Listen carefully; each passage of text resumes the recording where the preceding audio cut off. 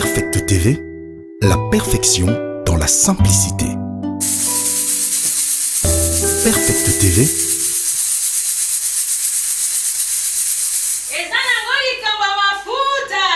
C'est l'onction qui fait la différence. Aujourd'hui, c'est jeudi, un jeudi de débat. Débat, il y a mais débat sur l'écriture. Parce que Balobi, il est écrit, quand on dit Balobi, il est encore écrit.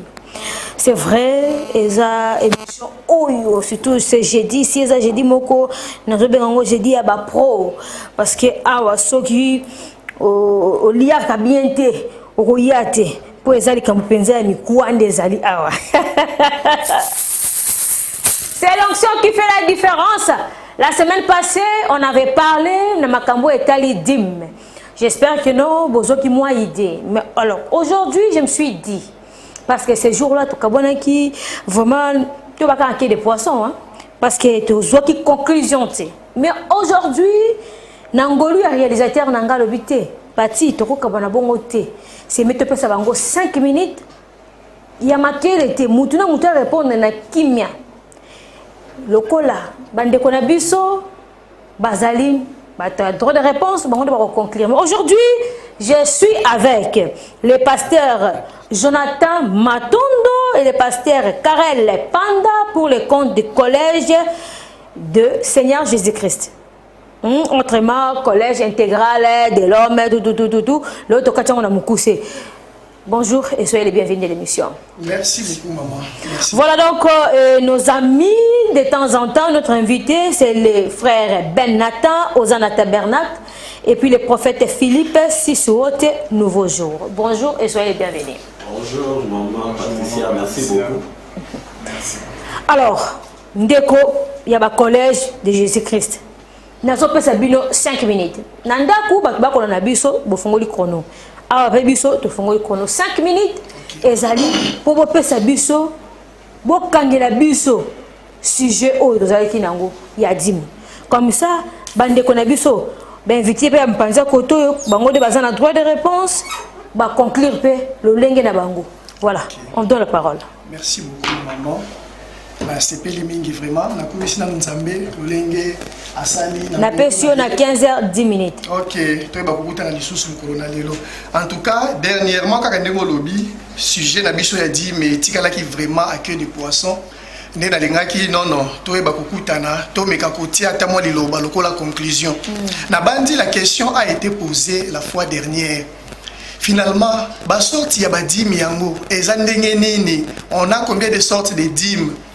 Peli susu banini to kopesa yango lolenge nini ezandenge nini finalement bon ndena lingaki quand même na mekanano ko loba na moi lombango peut-être na mekanano kopesa nano ba sorti ya badimu voilà puisque tout d'abord premièrement la question la vraie question ezate to ba sorti ya badimu non la vraie et grande question ezalinde la dîme c'est quoi dîme wana ndenini nde mutuna ya munene oyo singeli toyeba mais n'empêche que lokola batu ba téléspectateurs nde balingaki to mekana no kolobela ba sorti ba dimu wana na komeka kopesa yango na lombangu avant na pesa maloba na confrère na ngai pasteur Jonathan na bandi premièrement d'abord ce qui tolobi tolanda na kati ya makumi na kati ya Biblia dimi ya liboso oyo tozali ko oyo tozali bato bazali kolobela bato bazali kolanda ezali oyo patriarche Abraham apesaki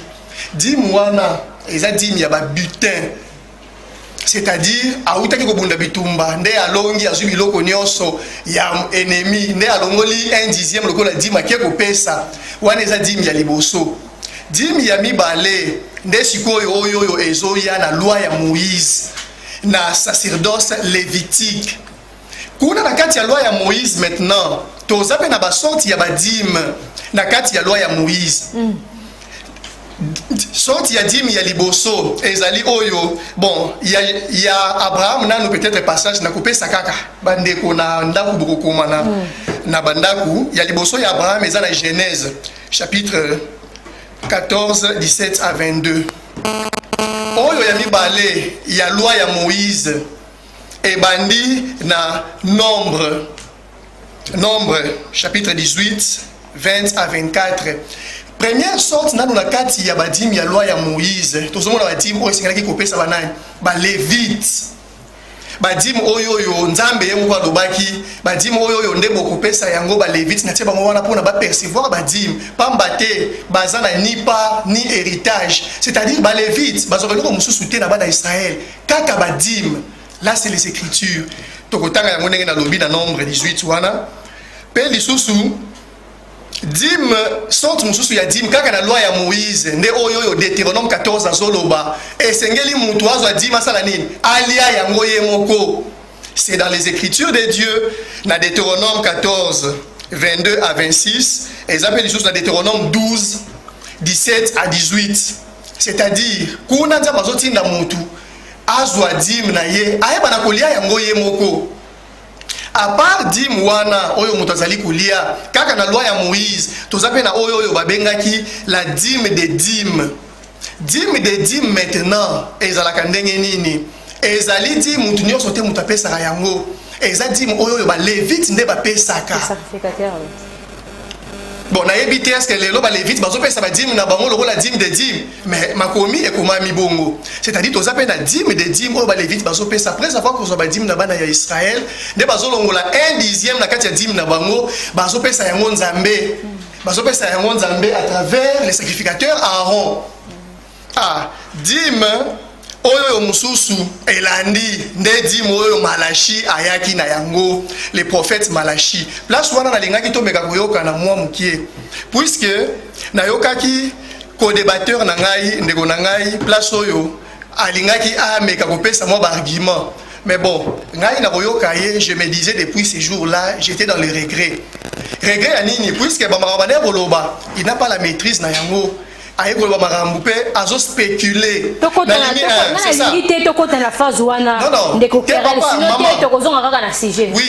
problème. Mais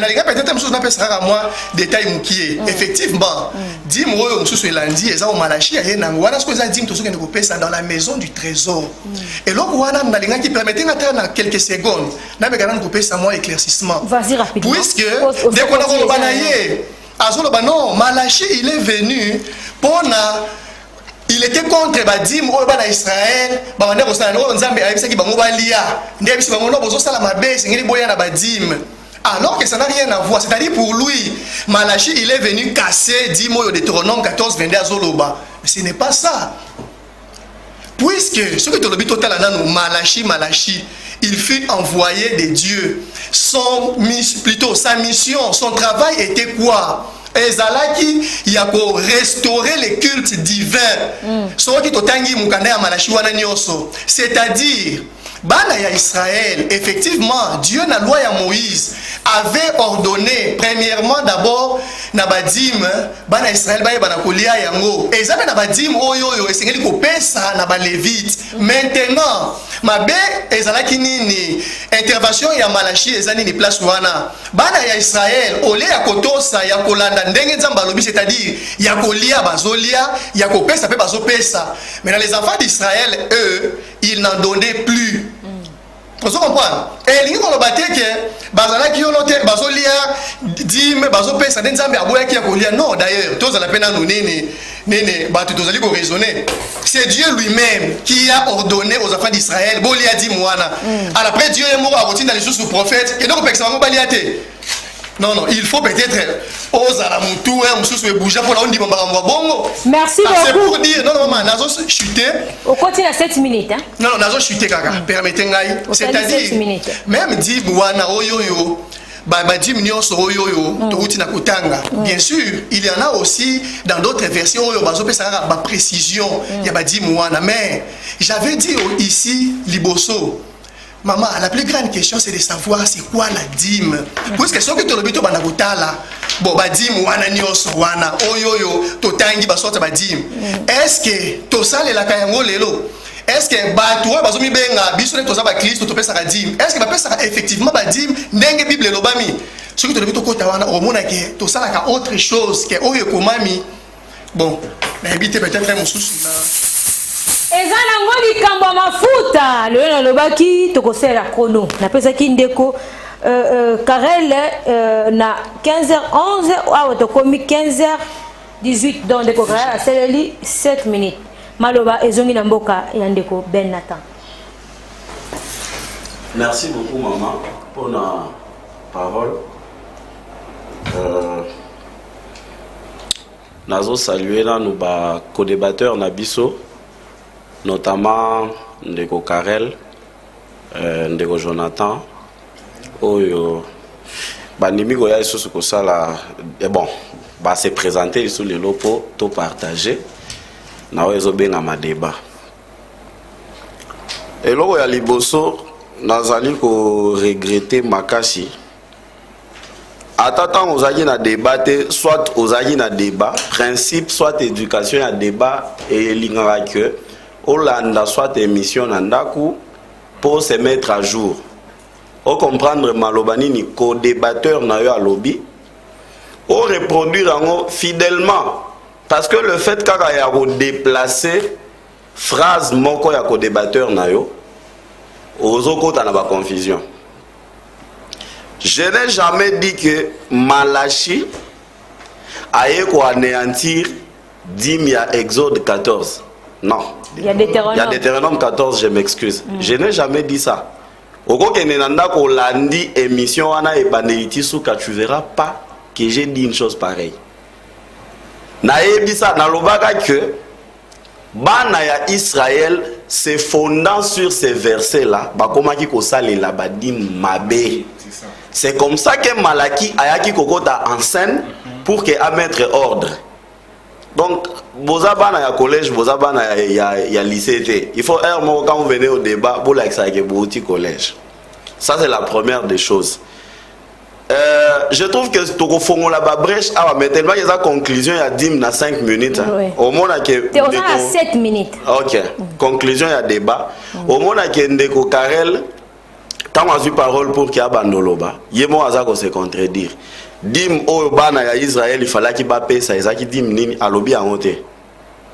Ils ont dit bana ko uta wapi na misala nini pour que bape ça balle vite à lobby à monter. Dim oyoyo, il fallait qu'il balia. Ils ont dit dim nini à lobby à monter. A liga ika kande affaire dire nga babilo o nga na loba kite. Deutéronome chapitre 14, depuis Ebandelia débat oyo, na yebisa ki bandeko ke, il fallait qu'on circonscrire 10 mois na ya Deutéronome chapitre 14 na contexte na yango. Et ça qui contexte normal te, ya kopé c'est la 10 mois na. Peut-être aujourd'hui je serai très explicite. Tant nzamazo pe sa bango mitin no na Deutéronome chapitre 14 pour que balia dim na bango. Balévite bazala nous au service na temple été. Bazala qui dans les portes des enfants d'Israël. Au kotanga yango kaka na Deutéronome 14 wana tango azolobela Deutéronome 22 pour que tu lèveras la dîme de tout ce que produira ta semence, de ce que rapportera ton champ chaque année. Et tu mangeras devant l'Éternel ton Dieu dans les lieux qu'il choisira pour y faire résider son nom. La dîme de ton blé, de ton mou et de ton huile, et les premiers-nés de ton gros et ton menu bétail, afin que tu apprennes à craindre toujours l'Éternel ton Dieu. Tant aux soit déjà verset 27. Bible Zoloba. Tu ne délaisseras point les Lévites qui sera dans tes portes. Suite logique. Il y a Deutéronome chapitre 14. Ici, on ne précise pas que les Lévites azaki na temple, azosa la musala, si il faut payer ça edim. Non. Là, les Lévites babandaki kozala na ba porte ya bana ya Israël. Soki otani continuité ya verset wana, tu ne délaisseras point les Lévites qui sera dans tes portes, car il n'a ni part ni héritage avec toi. Au bout de 3 ans, Nzamba a introduit Dim Moussousou, il fallait qu'il baliana batou. Oh, pasteur, prophète Philippe Sissio Talobela qui Dim Trinital. Il y a après 3 ans. Mais au moment que, tant bazo y a un débat, ils ne se font pas, ils ne se mettent pas à jour. Azo ya bouye, Ndeko Karel aïe, abani koloba, azo contredire, donc confondre Babylone Gonyoso. Il a parlé de l'histoire d'Abraham ici. Dans l'émission à Liboso na lobaka que Abraham n'était pas chrétien. Dit mais la culture à chrétienté. Abraham muto abandi ko futa dim ya Liboso, il n'était pas chrétien. Il était pas dans la loi. Il n'était pas dans la loi. Et il n'y a pas un verset où Nzamba ebisi Abraham ke bana ko futa na dim. C'est une pratique qui existait au Moutounion spirituel qui savait que ceux qui n'ont pas vu le Konanga Moko Moutoua Pessinga et Nzambe n'a qu'à reconnaître Nzambe wana un dixième. C'est pourquoi on peut retrouver dim dans l'islam, on peut retrouver dim mais pas bouddhiste, on peut retrouver dim dans la religion nyonso oyo batu bazalaka spirituel. Commissionnaire. On peut retrouver dim dans nini wana mais batu ango bazaba chrétienté. Ezali loi oyo banda ezali mobeko spirituel oyo ezalaka ni na loi lévitique parce que tinenge tokolongwa ba ko pesa na verset moko te o Nzamba ebisa Abraham ke pesa na dim soit to ko banda ko futa ba dim na yo ezali na ba pratique ya batu depuis kala Mendeko Karel n'a dépassé 7 minutes. Il a dépassé. Alors si ça a 25. Après il a 18. Donc il est bon papa. Vas-y, papa. C'est déplorable. A sauté dim ya Jacob. Tokei papa, tokei rapidement. On repère la verset où Jacob a loba qui a pesate. Alaka dim wana a pesate. On y va, on conclut papa,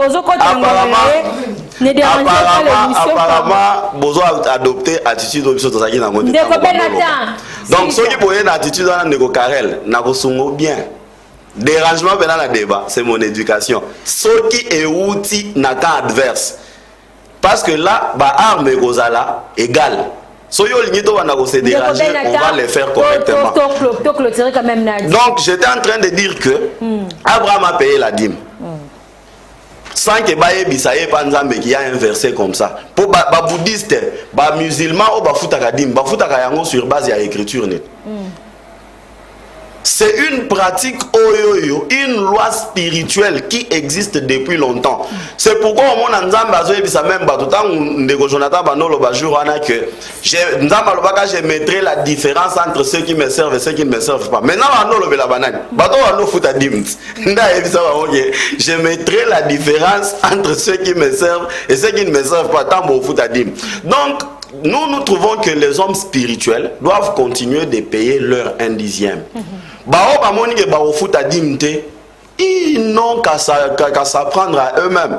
Parce que Moutounion soit dans la spiritualité, dans pour la bien matériel et non pour la salut, dim et pour la prospérité. Merci beaucoup. J'espère que non, vous avez compris. C'est par là. Nous sommes aussi d'ici. Si j'ai la vie à dim. C'est vrai. Ezamoulaï, toko c'est un mois, 2 mois. Mais na ligne nous tout là extrait il y a une émission tout ça qui n'a pas triage comme ça tout fongola c'est jalilé on suit ça révélation n'allez pas vers les païens n'entendez pas ce que papa jusque là les autres de Matthieu 10 1 à 8 je te laisse le temps développer dans le sujet wana et tout banama sur la mission. Oui, je vais demander au lecteur de pouvoir lire comme ça. On commencera à parler. Matthieu chapitre 10, verset 1 à 10. Matthieu chapitre 10, verset 1 à 10. Puis, ayant appelé ses 12 disciples, il leur donna le pouvoir de chasser les esprits impurs et de guérir toute maladie et toute infirmité. Ici, je voudrais donner un peu de précision. Cette mission ne concerne pas tout le monde. Okay. Bible est précisée très bien. Il a appelé les 12. Appelé si bango pouvoir. Reprends. Puis, ayant appelé ses 12 disciples, il leur donna le pouvoir de chasser des esprits impurs. Le pouvoir de chasser les esprits impurs. Et de guérir toute maladie et toute infirmité. Guérir toute maladie et toute infirmité. Ce n'est pas tout le monde qui doit guérir. C'est seulement les 10, les 12. Pour preuve, les noms que nous écoutons aujourd'hui. Oh, tel prophète, tel ceci, cela. On va lire au numéro 2, ces noms-là ne figurent pas dans la Bible. Ça dit, ce sont des escrocs qui se sont introduits dans la parole de Dieu. Le verset, qu'est-ce que le verset 2 nous dit? Le verset 2. Oui. Voici les noms de 12 apôtres. Suivons maintenant avec attention. Regarde aussi si les noms de ton pasteur, de ton apôtre, de ton docteur sans thèse figurent là-bas. Oui. Voici le nom de 12 apôtres. Les premiers, Oui. Simon appelé Pierre. Simon, appelé Pierre, oui. Et André son frère. André. Jacques, fils Jacques. de Zébédée. Oui. Et Jean son frère. Philippe et Barthélemy. Thomas et Matthieu, les publicains. Jacques, fils d'Alphée et Thaddée. Simon le Canénite et Judas l'Iscariote, c'est lui qui livra Jésus. Tels sont les 12 que Jésus envoya. On précise très bien, on a donné la mission à ces 12-là, pas à d'autres personnes. Si les noms de ton pasteur, de ton bishop, de l'évangéliste que tu es en train de suivre, du prophète que tu es en train de suivre, ne figure pas sur ces noms-là, tu dois comprendre que c'est un voleur et un brigand. Et qu'est-ce qu'il a dit? Tels sont les 12 que Jésus envoya après leur avoir donné les instructions suivantes. Oui. N'allez pas vers les païens et n'entrez pas dans les villes des Samaritains. Allez plutôt vers les brebis perdues de la maison d'Israël. Jésus a bien déterminé sa mission. La mission de Jésus était limitée. Et c'est la raison pour laquelle la parole de Dieu dit clairement, quand il envoie ses disciples, parce que quand Jésus était vivant, avec ses disciples, les disciples étaient dans la mission de Jésus. Ils ne pouvaient pas aller ailleurs. Allez plutôt dans la maison des brebis perdues d'Israël, un point et un trait. Mais aujourd'hui, les loyaux, basali ozobi bino bobenga basali nzambe na éviter ba basali nzambe depuis mo kolonini tango nini ba basali nzambe bango bakenda partout. OK, non, mission ya Yesu ezala qui bien déterminée. Et puis bato oyo bakobiki sama, ce sont les brebis perdues de la maison d'Israël. Comme ce sont les brebis perdues de la maison d'Israël, okomona makambo na bango ezali spécial. Continue. Oui. Tels sont les 12. Ezala ngoli kamba mafuta. Balobi mission wana epesami pa batu nyonso tute kaka 12. Siko nazomi tuna. Ba onction oyo ba passer ba salela ya osala ba délivrance. Yakobiki sa babe. Ah patria so bisaka kona ba 12. Sineli kam. Na banda wapi? C'est mena banda. Na bandeko ba ekibona ko sala bongo droit de réponse. Yozali boete. Hein? Oui, c'est bon. OK. Mala bombo kabino. Nako bana wa pas prophète. Nazongi se malwa pas na prophète. Oyoki makamu le patriarche à lobby pour na compte ya collège. Nayoki makamu patriarche à lobby pour na compte ya collège. Tangi Matthieu 10, verset 1, au Jésus bengi ba 12. Apesi bango pouvoir. Ya ko benga na mili mabe. Wana na suka alobi ke mission wana ba pesa ka ba 12. Ngana zo bitu na moto. Et ça concerne la bâtiment société. Non, c'est seulement les 12. Na kati ya ba 12 au Paul azalaka te. Parce que Paul ayaka kosala bikama ndenge ni. Na kati ya ba 12 o Yesu abengaki na Matthieu 10 Étienne azalaka te. Asalaka bikama ndenge ni. Eza pour comprendre ma vie. Na peso 2 minutes. Yesu azalaki na 12 disciples bande kotambola na bango. Apesaki bango pouvoir en tant que ba disciples. Mais na Marc 16 azolo baboy. Marc 16 nako kotanga. Eza verset pour mutunyo so yebi.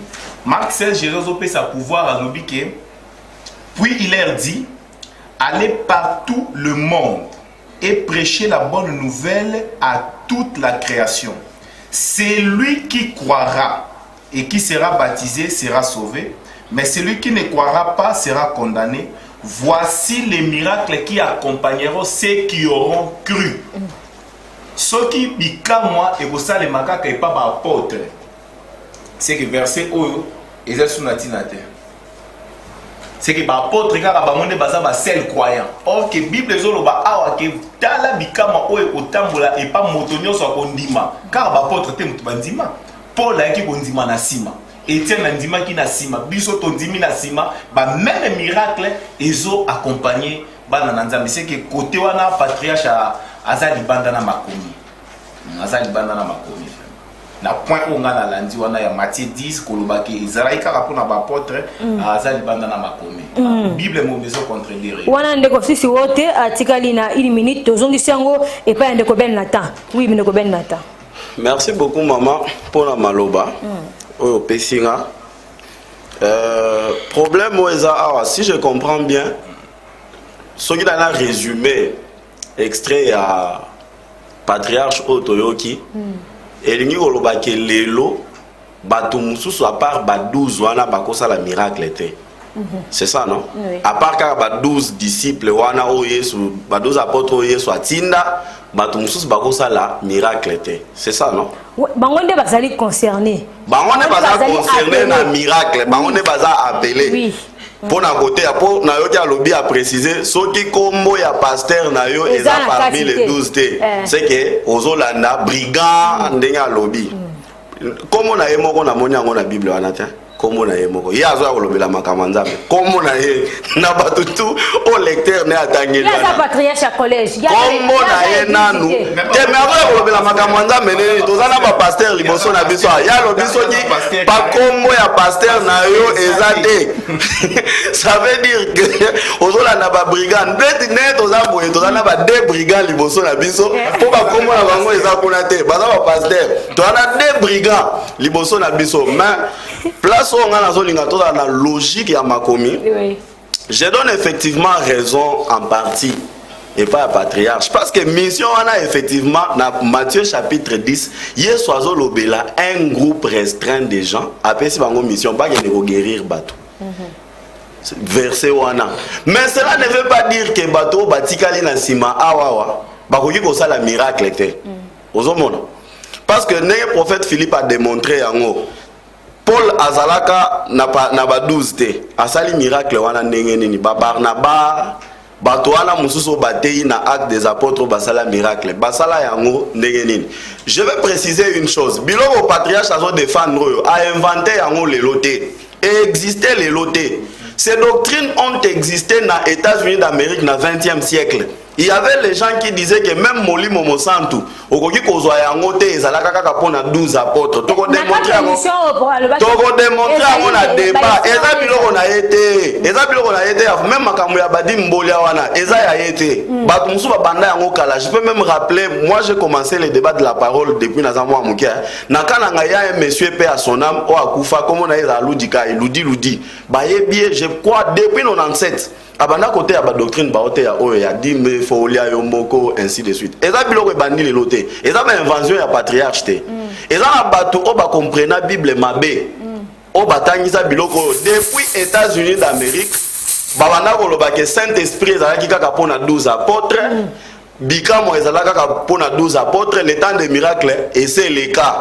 Mais nous allons les prouver dans la carte à chuter. Nous allons les prouver au regard de la parole de Dieu ici que lelo batu bakosa la miracle, lelo batu bakosa la délivrance, lelo batu bakoki koyamba molimo na nzambe. On va na pouvoir nini tokozonga pa na pouvoir tokolakisa maloba mboka oyo pasteur Jonathan Matondo oyoki patriarche aucune réaction ya ba co-débatteur na bino kasi réponse na ezaboni. Oui, merci beaucoup maman pour na maloba. Na kanisi depuis première émission na expliqué qui na bandeko na biso boye patriarche na ba intervention na ye soki azoteya soki ozala mafuta te po oeza likambo ya mafuta soki ozala mafuta te soki ozala na dimension te oko comprendre te nini oyo patriarche azoloba. Patriarche na intervention na ye alobaki boye abandaki kopesa mission oyo Yesu attribuaki na ba 12 pendant que bazalaki na ye présent. Et l'obité que Yesu atindaki pe ba disciple après avoir kokabwana na ye. Non. Il était clair. Na mukanda oyo azoloba ya Matthieu 10. Eza tango azopesa bango ba instruction. Alors bitango bokokende. Bokende pa ya ba païen te, bokota na ba ville ya ba samaritain te. souci ya patriarche ezalaki boye yo mutu oyo ozolinga kokende kobikisa bato kolandisama na mukanda oyo ya Matthieu 10 il faut oyeba kokabola est-ce que mutu oyo nazoteya alobaki yango très bien est-ce que aza samaritain to samaritain te po yo mutu na Nzambe soko oza parmi les 12 il faut oyeba koidentifier bango soki oza parmi les 12 il faut oyeba identifier est-ce que oyo aza païen to aza païen te soko oza parmi les 12 il faut oyeba que non oyo nde nazoteya aza brebis perdu ya maison ya Israël nde ndenge patriarche ateyaki alobi te que après cela na mikanda lokola ya bamark lokola na Matthieu 28 kuna Yesu atindaki pe bayekoli après avoir kokabola na bango alobi allez faire de toutes les nations. Oui, ça c'est après. Patriarche azalaki vraiment très clair par rapport à intervention naie. Alors, eza amalgame o eza katikati ya bandeko. Pourquoi na lobi boye? Patriarche soki aza ko intervenir. Mafuta oyo azobimisa. Eza oyo mutu nyonso ko comprendre te nini ezo demana monoko na ye. Pourquoi le patriarche est de Dieu? Ba pasteur nyonso tokuta na bango ya mokili sont les pasteurs du monde. Patriarche alobaki boye. Ba kota ba loge, ba kota kindoki. Po basenga bato badi. Po basenga badi. Po basala délivrance. Po basala ba délivrance. Yango azalaki na posa ko démontrer même tango tozolo bana mukanda oyo awa. Est-ce que bato bazo comprendre nini bazolo ba awa? Papa tangela biso mukanda ya Matthieu wana toyo kasikoyo nini patriarche banda koloba. Oui, Matthieu 10, verset 1 à 2. On se salue 4 minutes. Hein? Oui, ayant appelé ses 12 disciples, oui. Il leur donna le pouvoir de chasser les esprits impurs. Alors, oui, après ça qui va avoir pouvoir, il y a que chasser les esprits impurs. Esprit impur, oh, après ça qui va avoir pouvoir, abanda ko chasser totuni et utaki wapi. Soko za la mafuta te, soko za la Saint-Esprit te. On peut comprendre ba esprit impur wana lokola batu oyo bakota ke église te batu oyo basambelaka te, ce n'est pas ça. Esprit impur oyo bazolo na Bible awa soko tangi na mukanda ya 1 Samuel chapitre 16 na verset 14 kiti Bible zoloba mauvais esprit oyo utake pa ya Nzambe eyaki epa ya nani epa ya Saoul. C'est-à-dire, même pas à basali na Nzambe, ndenge biso to mona to benga bango basali na Nzambe. Bazala mauvais esprit. Oh esengeli ba 12 basala musala. Ba 12 on ce que ba ka ouais Bible akana, to ya mikolo. Parce que tant bango ba ke il fallait ça demander quoi. Bible ezala makambo ya kalate. Bible ezala ko les 12 wana les 12 wana bazali. Banani, OK. Ba 12 wana bazali. Ba 12 wana bangonde bakosala mission oyo Yesu apesaki bango. Ba 12 wana baza banani. OK, tokokoma pe toko répondre. Soko tangi na mukanda ya 2 Thessaloniciens chapitre 2 verset 9 à 11. Papa sunga biso. Kuna okoyoka.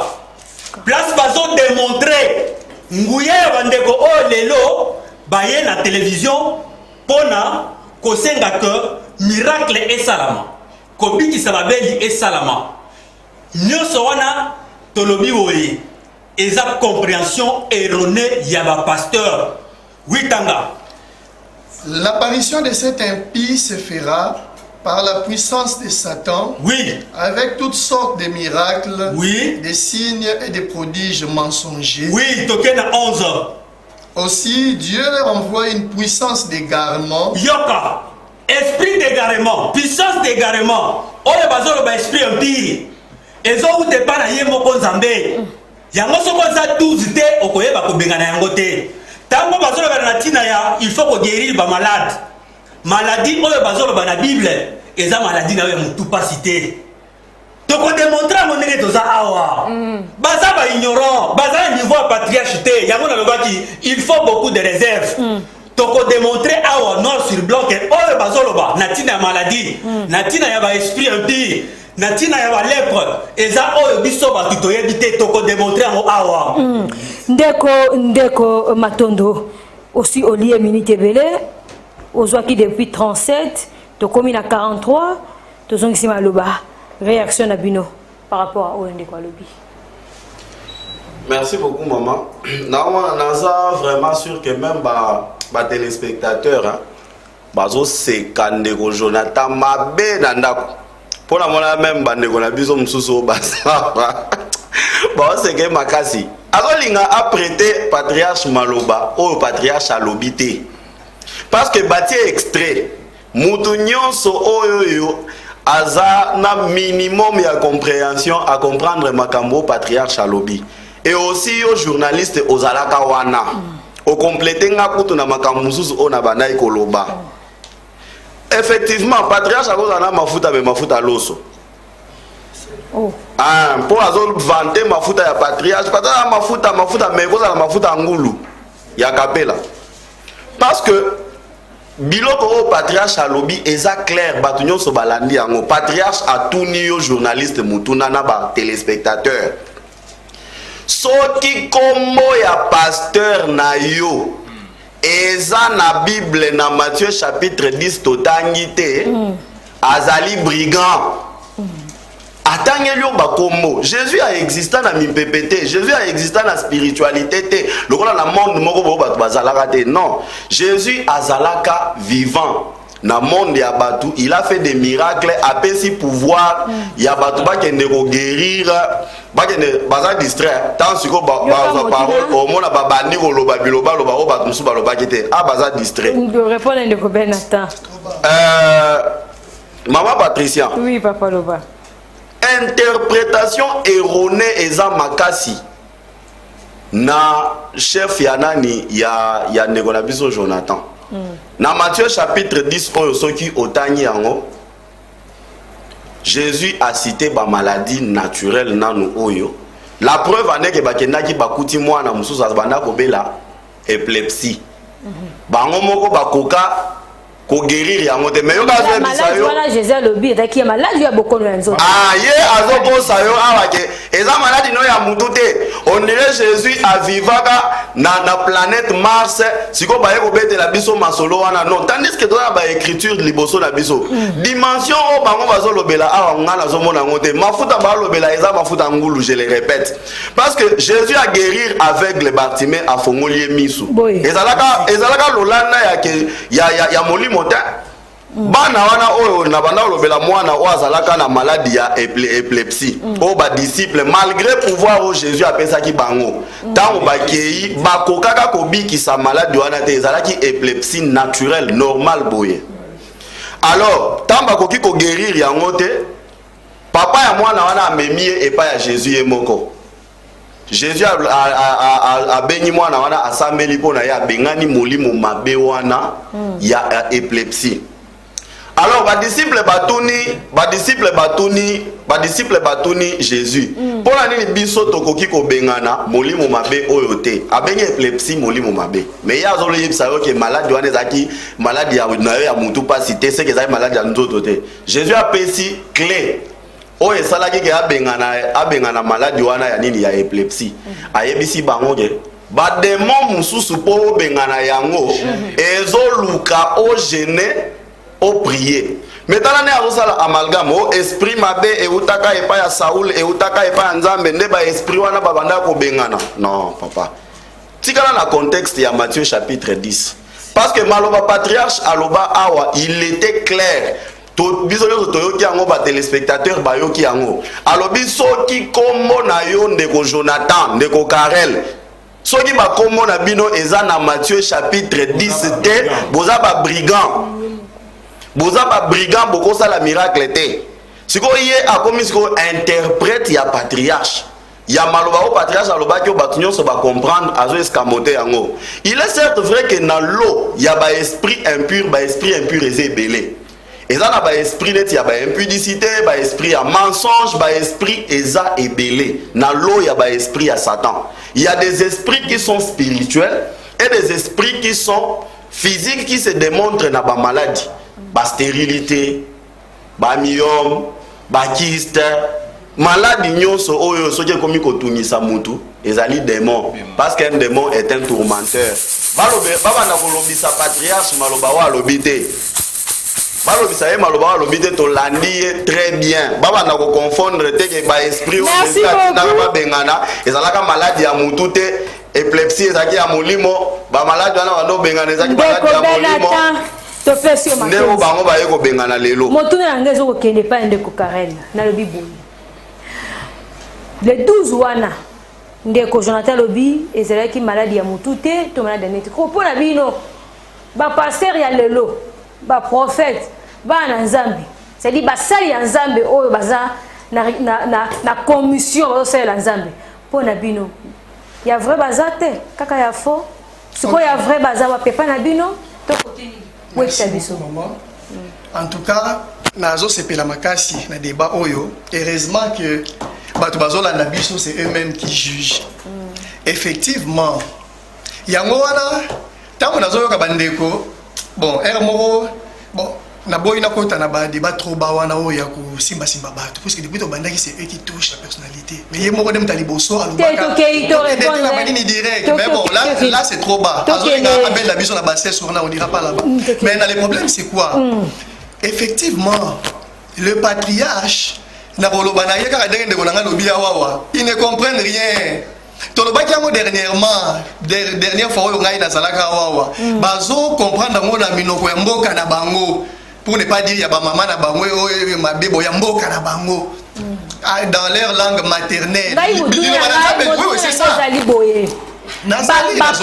ba pasteur oyo bazo opérer ba miracle ba envoyer du Christ wana ba commissionner nzamba tinda ya vrai baza te kaka ya faux ce qui est vrai baza wa et pas na bino to côté ni merci beaucoup maman c'est-à-dire quoi le miracle oyo Yesu bandaki koloba yango na moni me mata Yesu na katikati ya Biblia makamazolo bando benga nani yo okomi démon est-ce que yo oza normal est-ce que ça boye alors tango bazolo la patriarche bongo biso ezo la biso konde sengo parce que nde Yesu pe ndenge bandaki ko ndidi ko finga ye na ba scribe na ba pharisien oui le miracle sengele ça vous comparez les patriarches avec le Seigneur Jésus tikana Yesu ko tazolo bagé nidi Paul nano lobi si je vis, c'est plus moi qui vis, mais c'est Christ qui vit en moi. Il se comparait à Christ. Quand Jésus-Christ lui-même dit que bon, ça, la kolekangai, qu'est-ce qu'il voulait dire par là? Ah, c'est pour dire quoi? Nazongi shiko na makamu ya ba miracle. Ba miracle, ba wone bazo comprendre de l'autre côté. Tant que ba non, miracle eza mutu pas si boye na boye. To mekana ko tanga mukanda moko, ngana ko linga to tanga mikanda. To zo nanu na 1 Corinthiens. Tout le monde a dit maladie il y a un qui est ça va dans l'hôpital alors que des bango des maladies dès qu'on a attaqué mon candidat 1 Corinthiens 11 29 à 30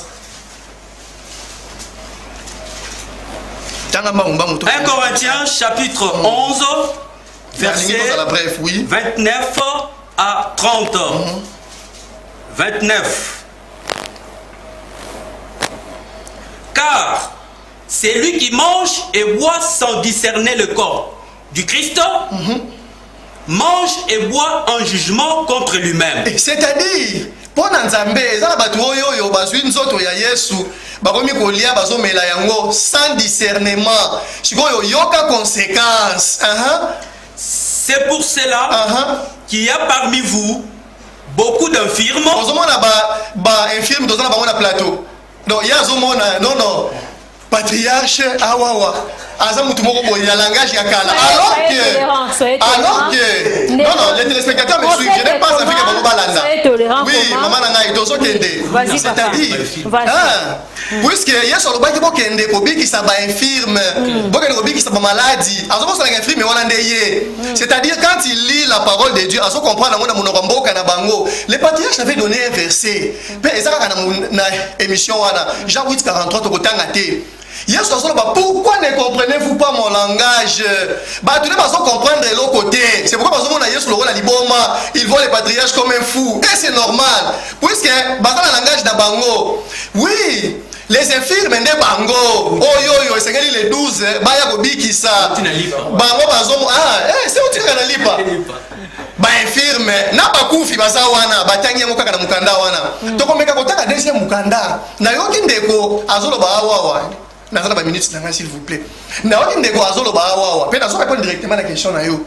Que non omoni d'ailleurs, Yesu tango abikisa ki aveugle, sala ki boa, sala ki boye. Ya ngona pe le bazo sali, bazo bikisa aveugle. Totanga mukanda. Nous sommes dans les écritures. Zwa Jean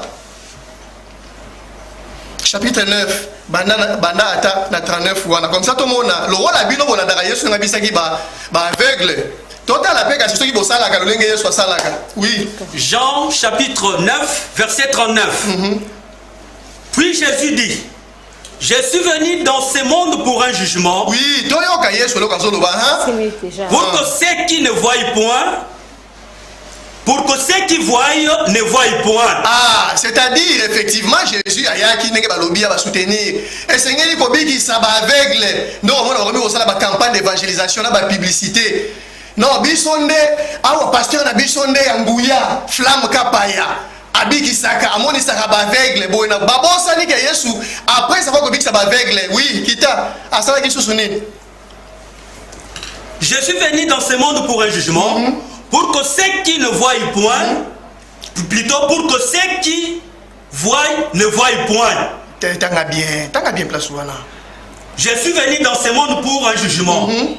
Pour que ceux qui ne voient point voient. Abi qui ça va aveugle, bato mona kateba mona oui. Et que ceux qui voient deviennent aveugles. Ngai totangi mukanda c'est clair. Yesu alobi ayaki pona bi qui ça va aveugle, soki kaka wana te. Pona pasala ni. Bah besoin na basani ba miswe kufa raison pour laquelle pour ko répondre ngai plutôt pour ko répondre yo on moni ba mbela ba basala kawana eza babiloko bazozwa yango place bazui yango bango boko bayebi eza makambo nzambe te deuxième monde invisible oyo ya nzambe c'est que sala ndenge ba komi zoloba bo soki yo obikisa ba aveugle bo pe kasi batu misu bo ba batu misu te pola nini.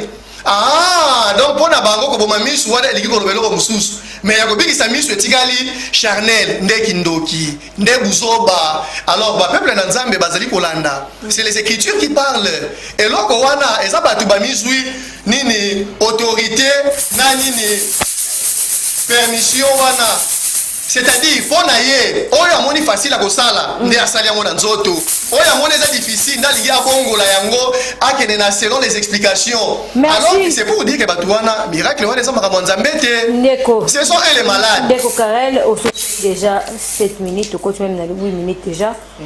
Et ngonga na biso zaka 1 heure de temps ko kena suka déjà. Ndeko sisi wote. Oyoki réaction ya bandeko. Réaction. Ah, maman, Patricia, na yoki ndeko Karel, na ngaki a expliqué, na bando zela na yoka maladie yango eza physique te, na yoki te. Na bande ko zela na yoka ba 12 yango lelo baza wapi, na yoki te, na yoki ka ke toza ba aveugle, toza ba infirme, mais biso tozo tambola, tozo loba.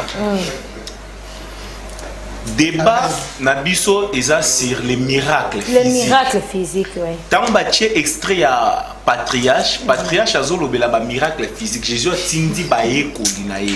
Alobi ke na pesi bino pouvoir ya ko guérir ba malade. Ya ko sala bikamo. Patriarche alobi pouvoir wana ezakaka et pas ba apôtre. C'est ce que le patriarche a dit. Mais tant ba bazoloba ba bité ba malade wana ils ont pas maladie physique, ils ont pas maladie spirituelle. Tous ont prouvé bino. Babandi kotanga ote biso bakomo benga biso ba infirme.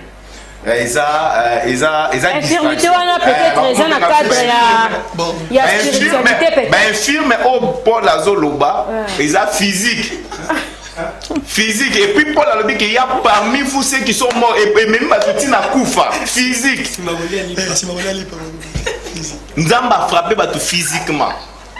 Donc, ils ont distraction, ils ont pour la distraction, même patriarche, il dit que ma camoiseau, bazan est convaincu. Donc, c'est-à-dire, le prophète est sur Théo, je crois que. Ils ont 12 c'est parce que dans Luc chapitre 9, tant Jésus-Christ a payé si le pouvoir, a payé si le 12.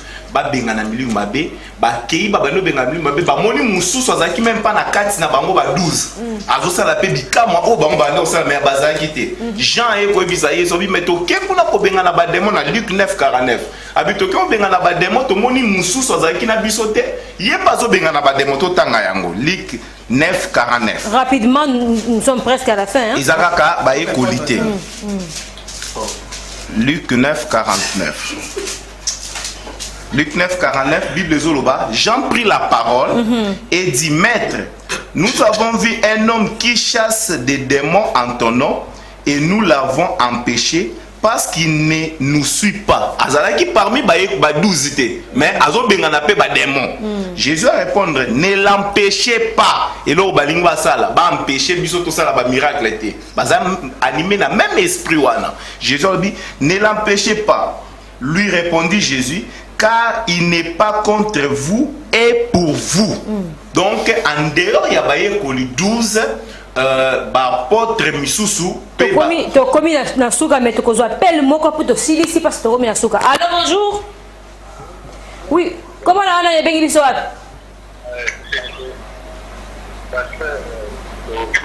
Oui, papa. La lumière peut bâtisse moi et loco en ce qui concerne les miracles et ça apôtre ce que tangi na Marc chapitre 16 à partir du verset 17 au Bouddha. Marc 16 17.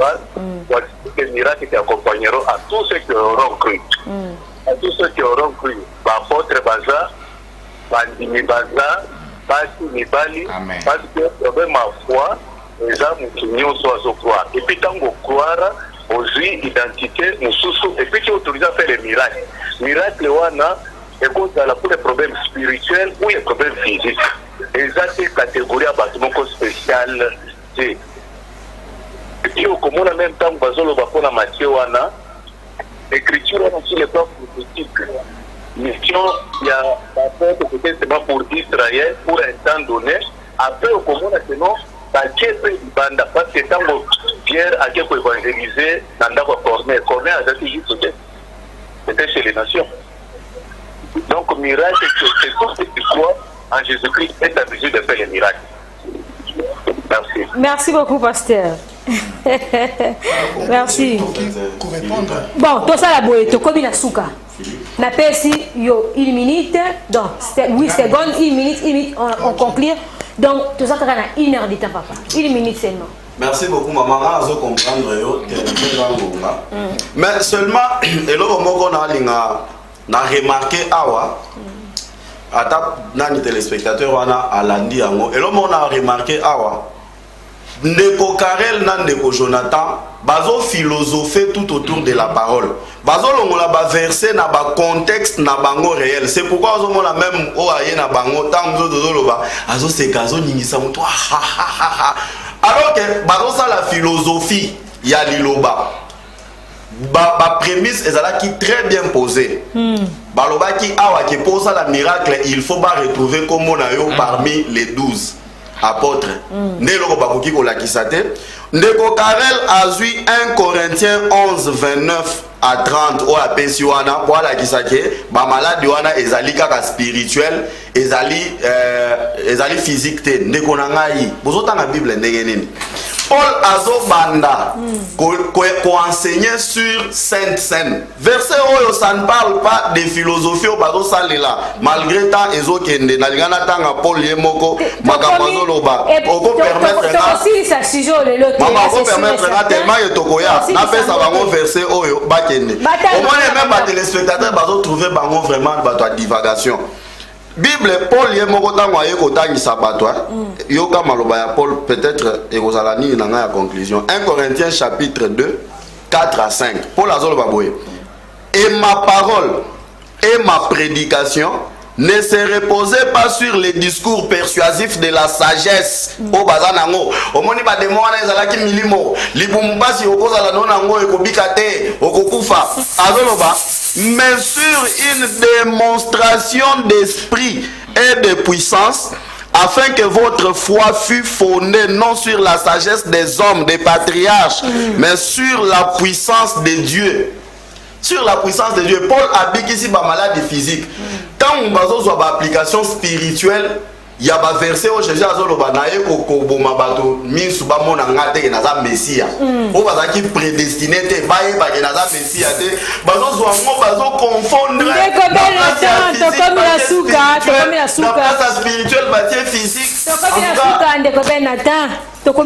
j'espère que non, j'ai dit parce que le papa, tu conclure TV Zangonga. Merci beaucoup, maman.